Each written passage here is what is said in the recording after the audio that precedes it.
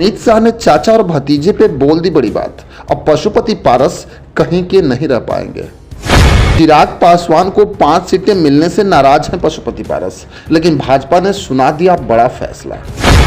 अमित शाह ने साफ बोला कि चिराग पासवान के साथ बिहार के युवा है, इसलिए उनको 5 सीटें दी गई हैं। लोकसभा चुनाव के ऐलान के बाद एनडीए गठबंधन की सारी पार्टियां अब लगभग अपने कैंडिडेट फाइनल करने में लगी हैं।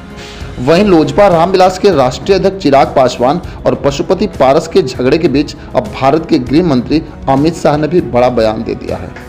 मैं आपको बताते चलूं कि पशुपति पारस को सीट नहीं मिलने के बाद पशुपति पारस ने मोदी कैबिनेट से इस्तीफा दे दिया, लेकिन अब तो पशुपति पारस को भारत के गृह मंत्री अमित शाह ने भी बोल दिया कि अब उनसे कोई हमारा रिश्ता नहीं है और उनसे अब हमारा कोई समझौता भी नहीं होगा। अमित शाह ने बोला कि हम उनके लिए बहुत कुछ सोचे थे और बहुत कुछ करने वाले थे, लेकिन अब दूरियां बहुत बढ़ गई है। मैं आपको बता दूं कि न्यूज 18 पे अमित शाह ने बयान देते हुए बताया कि चिराग पासवान को 5 सीटें उनके मेहनत पे मिली है, ना कि उनके नाम पे। लेकिन अमित शाह वहीं पशुपति पारस पे बोलते हुए कहा कि पशुपति पारस अपने समाज के ठेकेदार बनते हैं। हमारी पार्टी समाज के ठेकेदारों को सीट नहीं देती, क्योंकि भाजपा सबकी पार्टी है। अमित शाह ने बोला कि मैं चाहता था कि चाचा और भतीजा एक हो जाए, लेकिन पशुपति पारस ने ही मिलने से इनकार कर दिया, जबकि चिराग पासवान तो तैयार थे।